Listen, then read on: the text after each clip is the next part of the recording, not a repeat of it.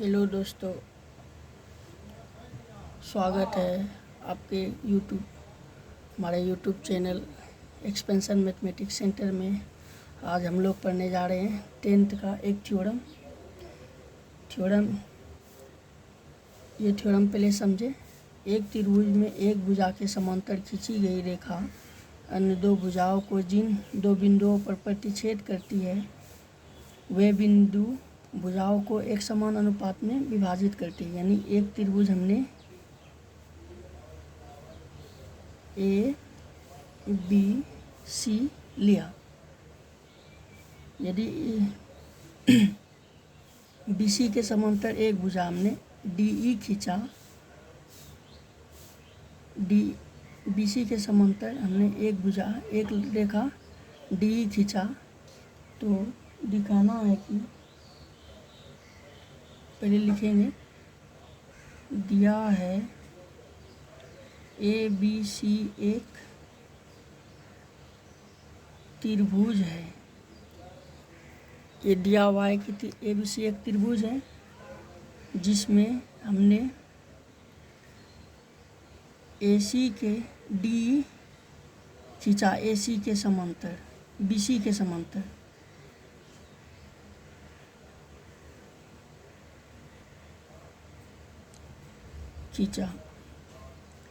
ये खींचा तो हमें दिखाना है, सिद्ध करना है कि AD जो है AD बटे BD का जो अनुपात होगा वही AE बटे EC का अनुपात होगा। यही हमें दिखाना है। तो रचना करना है, तो पहले हम रचना करते हैं।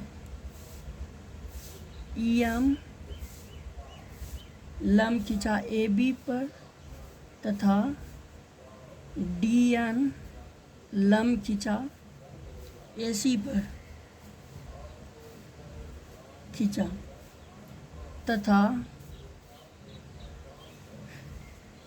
BE और CD को मिला दिया।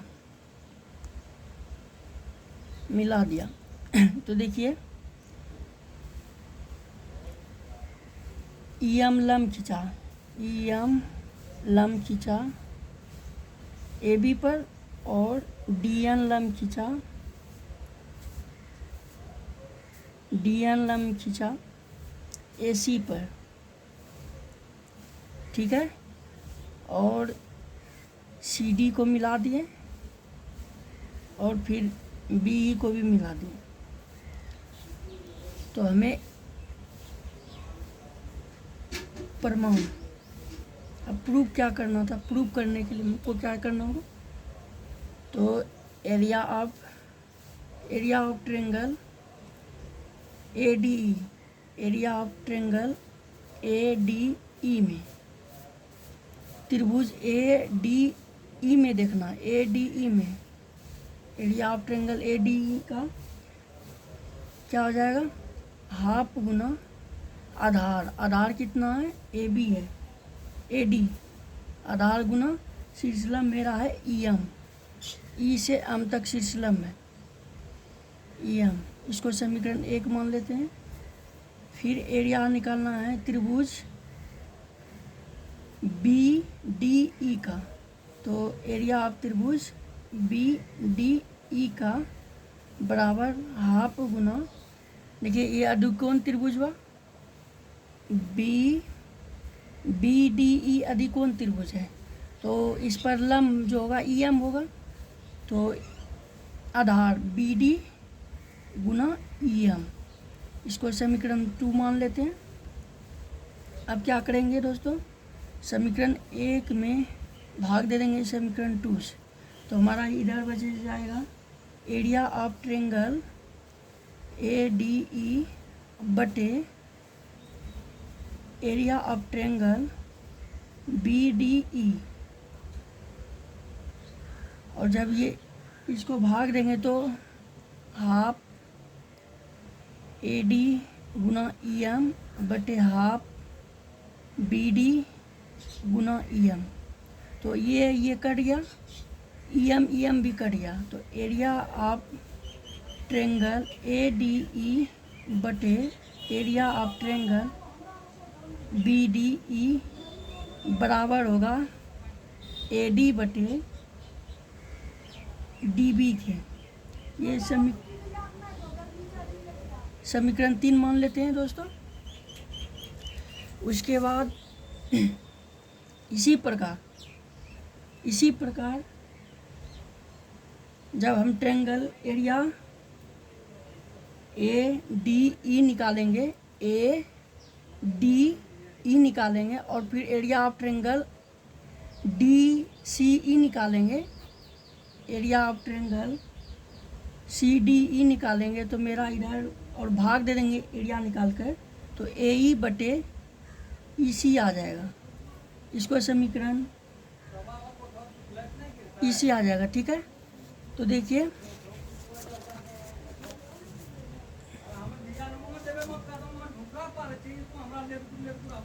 तो एरिया ऑफ ट्रायंगल ADE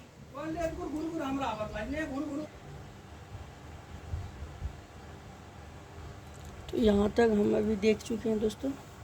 फिर हम क्या करेंगे, एक थ्योरम इसके जस्ट पहले वाले लेक्चर में पढ़े हुए हैं कि किसी भी दो समांतर रेखाओं के बीच एक ही आधार पर यदि दो त्रिभुज स्थित हो तो दोनों त्रिभुज का एरिया क्या होता है, बराबर होता है। तो चूँकि त्रिभुज BDE तथा त्रिभुज CDE एक ही आधार पर एक ही समांतर रेखाओं के बीच स्थित है। देखिए दोस्तों, त्रिभुज BDE और त्रिभुज CDE एक ही समांतर रेखाओं के बीच स्थित है और एक ही आधार पर स्थित है, तो दोनों त्रिभुज का एरिया क्या होगा, बराबर होगा। इसलिए एरिया ऑफ ट्रायंगल BDE बराबर होंगे एरिया ऑफ ट्रायंगल CDE के। ठीक है, तो अभी यहाँ से just area of triangle ADE बटे एरिया ऑफ ट्रायंगल, तो हम CDE के जगह हम एरिया ऑफ ट्रायंगल BDE लिख सकते हैं, क्योंकि दोनों का एरिया क्या है, बराबर। तो इसके जगह हम एरिया ऑफ ट्रायंगल BDE लिख सकते हैं, बराबर AE बटे EC। इसको समीकरण 4 मान लेते हैं। अतः समीकरण 2, 3 और 4 से देखिए दोस्तों, 3 में मेरा क्या था, 3 देख लीजिए थोड़ा सा। 3 में मेरा था ये एरिया ऑफ ट्रायंगल ADE बटे एरिया ऑफ ट्रायंगल BDE बराबर AD बटे DB, और वही है फिर एरिया ऑफ ट्रायंगल ADE बटे एरिया ऑफ ट्रायंगल BDE बराबर AE बटे AC। जब एरिया दोनों त्रिभुज का लेफ्ट साइड बराबर है तो राइट साइड भी बराबर हो जाएगा, यानी हो जाएगा AD बटे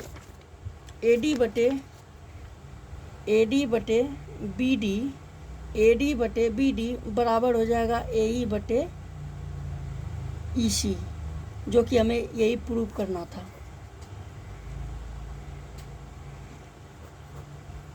उम्मीद है कि आप लोगों को समझ में आए होंगे दोस्तों।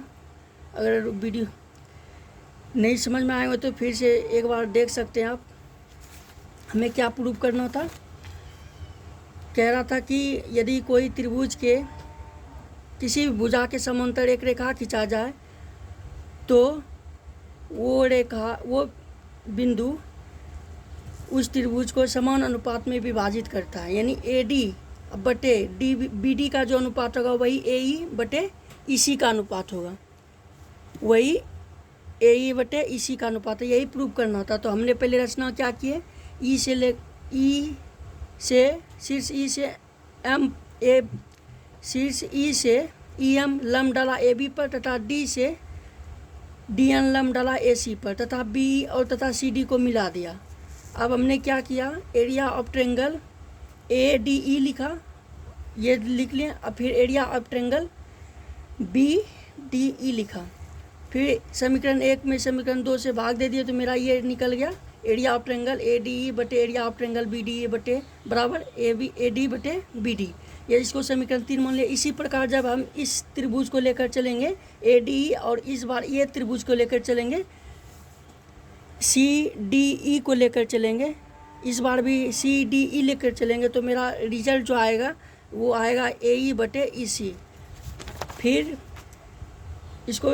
इसको जो हम अभी पढ़े थे इससे जस्ट एक लेक्चर में, पहले वाले लेक्चर में हम पढ़े थे कि त्रिभुज किसी भी दो समांतर भुजाओं के बीच एक ही आधार पर दो त्रिभुज है तो दोनों के त्रिभुज का क्षेत्रफल क्या होता है, बराबर होता है। तो त्रिभुज बी डी ई तथा त्रिभुज सी डी ई एक ही आधार पर एक ही समांतर रेखाओं के बीच स्थित है, इसीलिए दोनों का एरिया क्या हो गया, बराबर हो गया।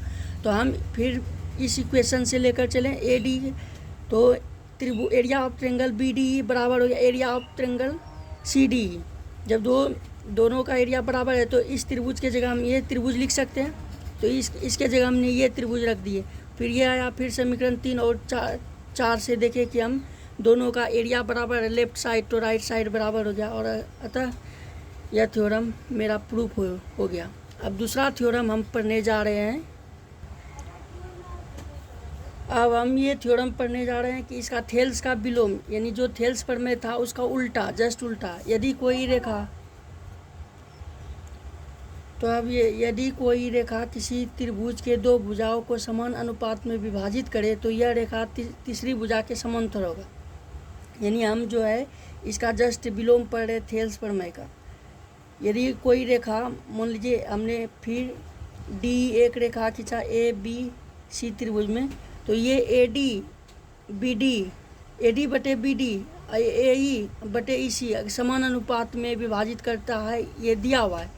तो ये सिद्ध करना है कि डी ई जो है समांतर है किसके, बी सी के, किसके, बी सी के। तो ये अब की बार हमको प्रूव करना जस्ट उसके उल्टा। उसमें पढ़े थे कि यदि कोई त्रिभुज के आधार के समांतर कोई रेखा खींचा जाए तो वो त्रिभुज को समान अनुपात में विभाजित करता है। अब की बार ये प्रूव करना कि समान अनुपात में विभाजित करता है, तो ये प्रूव करना है कि जो जिस रेखा के मतलब बेस के समांतर वो रेखा होगा, तीसरी जो भुजा हो वो किसके समांतर होगा, जो बेस के समांतर यानी आधार।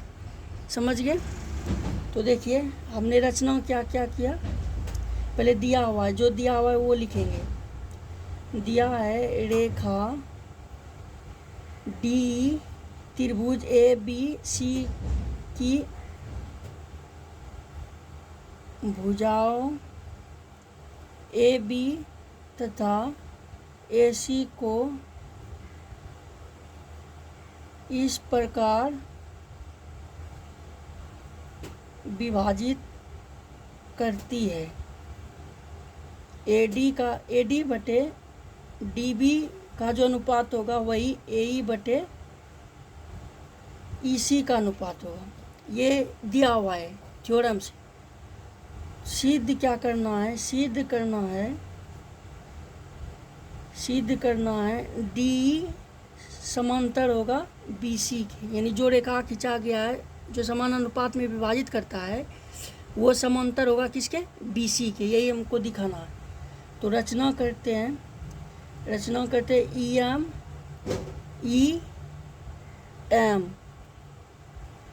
एम लंब खींचा किस पर, ए बी पर, तथा डी एन लंब खींचा किस पर, ए सी पर, तथा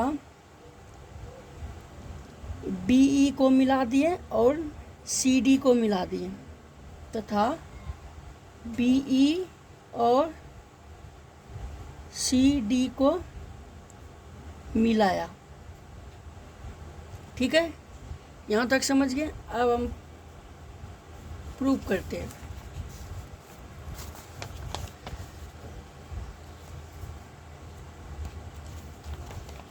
देखिए हम area of triangle A D ई निकालते हैं, ए डी ई। तो ये क्या हो जाता है, हाफ गुना आधार, आधार मेरा क्या है ए डी, और गुना शीर्षलम कितना ई एम, शीर्षलम कितना है ई एम, शीर्षलम है ई एम, ई एम, ये हो गया। इसको एक मान लेते हैं। फिर एरिया निकालते हैं बी सी डी का, area of triangle B D E का, सॉरी बी डी ई का एरिया निकालते हैं। तो हाफ गुना, ये अधिकोण त्रिभुज बना, देख लीजिए दोस्तों, ये क्या हुआ, अधिकोण त्रिभुज बना, ये अधिकोण त्रिभुज है और इसका लंब है ई एम, इसका लंब है ई एम। तो आधार गुना आधार कितना हो जाएगा बी डी, और गुना लंब कितना हो जाएगा ई एम, ई एम। इसको समीकरण 2 मान लेते हैं। अब समीकरण 1 को डिवाइड कर देते हैं समीकरण 2 से, तो मेरा निकल जाएगा area of triangle A D E बटे area of triangle B D E बराबर, इसको भाग देंगे ना तो ये कट जाएगा, ई एम कट जाएगा, बचेगा क्या ए डी बटे बी डी बचेगा। इसको मान लेते हैं समीकरण 3, ठीक है।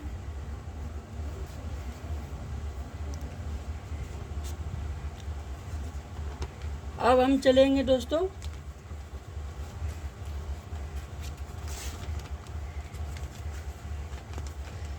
देखिए दोस्तों, समीकरण 3 हम मान लिए। अब इसी प्रकार जब त्रिभुज area of triangle A D E, area of triangle A D बटे एरिया ऑफ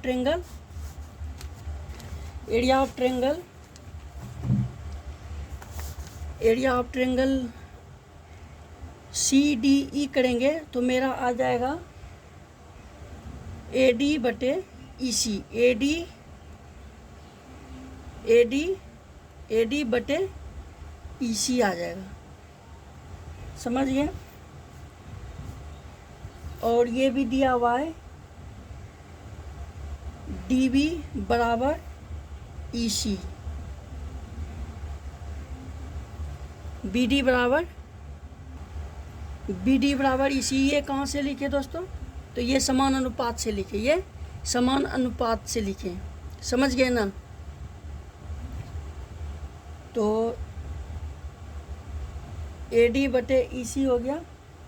अब देखिए area of triangle A D E बटे area of triangle C D E बराबर ए डी और इसी के जगह हम लिख सकते हैं डी बी, क्यों, क्योंकि ये समान अनुपात, समान बराबर है, समान अनुपातिक है। जैसे हम ये कह दें 1/2 बराबर x बटे वाई है, तो y का मान किसके बराबर है, 2 के बराबर, तो y बराबर 2 हो जाएगा।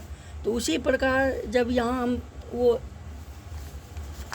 हम लिखे हुए हैं ए डी बटे डी बी ए ई बटे ई सी, यानी जो ए डी का इससे अनुपात होगा वही बी डी का जो मान होगा वो ई सी के बराबर होगा, जो बी डी का मान होगा वो ई सी के मान के बराबर होगा।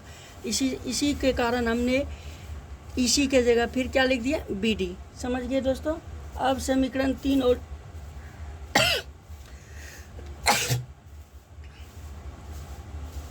समीकरण 3 को डिवाइड करेंगे समीकरण 4 से, समीकरण 3 को डिवाइड करेंगे समीकरण 4 से, तो मेरा area of triangle A D B बटे area of triangle B D E बराबर, देखिए ये दोनों जब बराबर है, लेफ्ट राइट साइड बराबर है, सॉरी समीकरण 3 और 4 से लिखिए, जब राइट साइड बराबर है तो लेफ्ट साइड भी क्या होगा बराबर हो जाएंगे। तो ये इसका मतलब है area of triangle A D E बटे area of triangle B D E बराबर हो जाएगा किसके, area of triangle A D E के और एरिया ऑफ ट्रायंगल ये क्या है B D C D E के, तो ये मेरा AD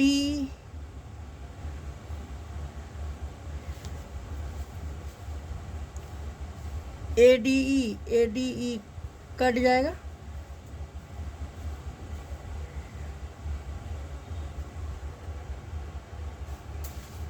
तो ये एरिया और ये दोनों बराबर है तो कट जाएगा, बचेगा क्या, एरिया ऑफ ट्रेंगल BDE बराबर एरिया ऑफ ट्रेंगल CDE। समझ गए। तो ये मेरा क्या हो गया, बराबर हो गया।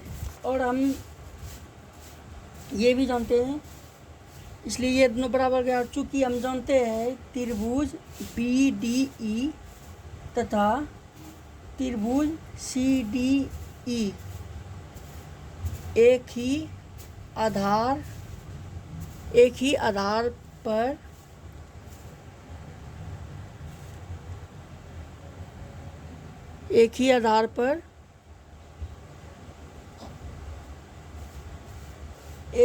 पर स्थित है और दोनों का क्षेत्रफल बराबर है। इसका मतलब है कि DE समांतर है किसके, BC के। यही हमको दिखाना था। समझे दोस्तों? अगर नहीं समझे तो देखिए, अभी हमने थ्योरम पढ़े हुए हैं कि जब भी दो समांतर रेखाओं के बीच एक ही आधार पर दो त्रिभुज का क्षेत्रफल समान हो, तो मतलब अभी पहले पढ़े हुए हैं पहले वाले लेक्चर में कि जब दो समांतर रेखाओं के बीच एक ही आधार पर दो त्रिभुज स्थित हो, दोनों त्रिभुज का क्षेत्रफल समान होते हैं। और अभी हमने देखे कि दो त्रिभुज का क्षेत्रफल भी समान है और एक ही आधार पर स्थित है, तो इसका मतलब है जो वो दोनों के रेखा के बीच स्थित है तो त्रिभुज, वो दोनों रेखा क्या होगा, पैरेलल होगा, यानी समांतर होगा। यही प्रूफ करना था। तो हमारा फाइनल प्रूफ हो चुका है। और एक बार फिर ये समझ लीजिए कि हमको दिखाना था डी समांतर है किसके, BC के। ये दो रेखा एक ही दो रेखा के बीच स्थित है और एक ही आधार पे स्थित है, देख रहे हैं। और दोनों का क्षेत्रफल बराबर हो जाए, तो दोनों का क्षेत्रफल बराबर हो गया और एक ही रेखा के बीच स्थित है और एक ही आधार पे है, तो दोनों क्या हो जाएगा, समांतर हो जाएगा। तो ये दोनों क्या हो जाएगा, समांतर हो जाएगा। तो हमने ये थ्योरम प्रूव कर दिए।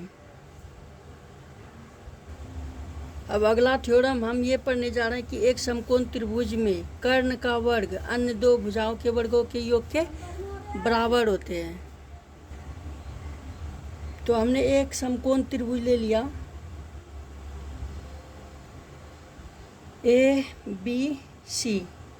ABC, हमने एक समकोण त्रिभुज ले लिया।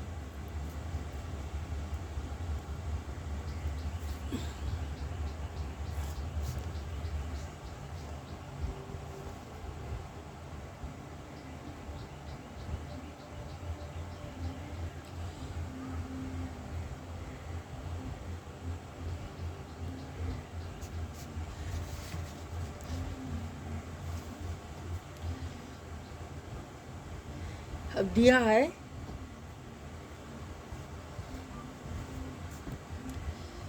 ABC एक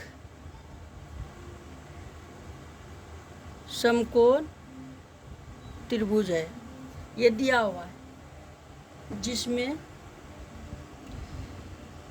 जिसमें कोण B क्या है, 90 डिग्री, यानी समकोण है। कोण B क्या है, समकोण है। कोण B समकोण है। समझ गए। सिद्ध क्या करना है, सिद्ध करना है AC का स्क्वायर, यानी कर्ण का स्क्वायर अन्य दो भुजाओं के वर्गों के योग के बराबर होते। AB का स्क्वायर जोड़ BC का स्क्वायर बराबर होगा। ये हमें प्रूव करना है। रचना करते हैं। शीर्ष B से हमने लंब AC पर डाला, शीर्ष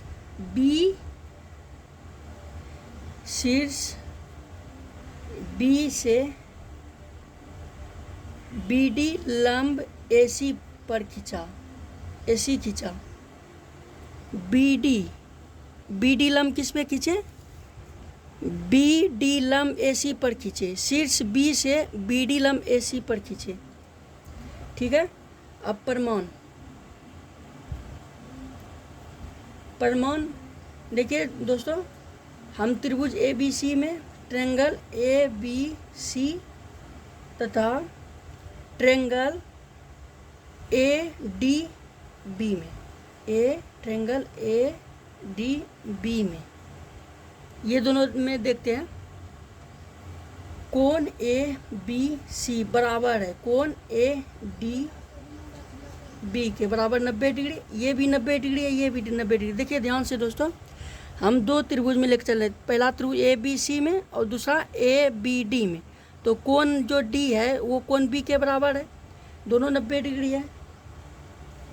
और कोण ए जो है कोण ए के बराबर, दोनों में उभयनिष्ठ कोण कौन है, कोण ए। दोनों में त्रिभुज ए बी सी में भी उभयनिष्ठ ये है और त्रिभुज ए डी बी में ये है, ये कोण है। तो दोनों कोण बराबर है, कहाँ से, उभयनिष्ठ है, दोनों त्रिभुज में उभयनिष्ठ कोण है, उभयनिष्ठ है। ठीक है। अब देखिए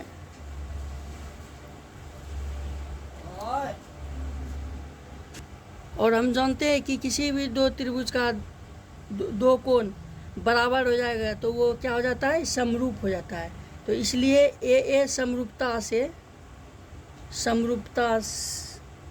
समरूपता उपप्रमेय से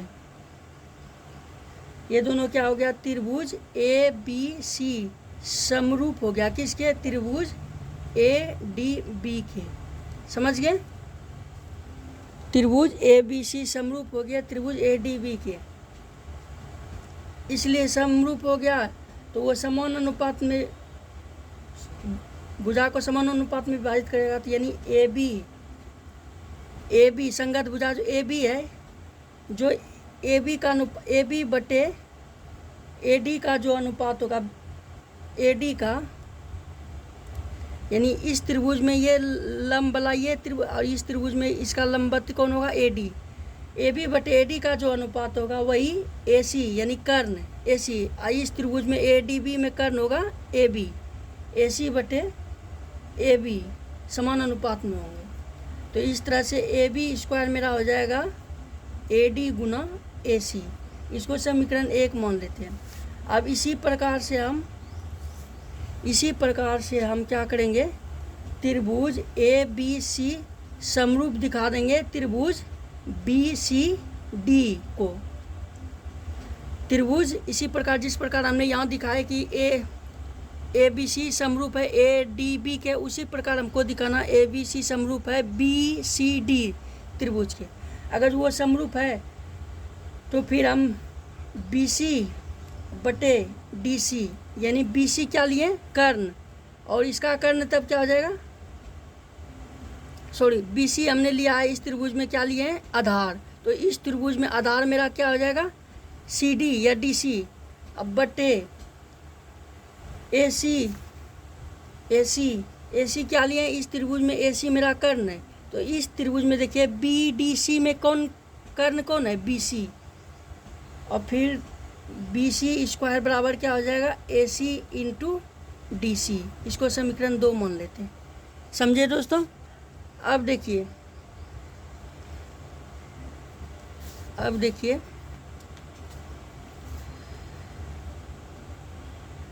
समीकरण 1 और समीकरण 2 को जोड़ देते हैं तो मेरा क्या हो जाएगा, ए बी का स्क्वायर जोड़ बी सी का स्क्वायर बराबर ए डी गुना A C plus A C गुना डी सी या सी डी बोल सकते हैं।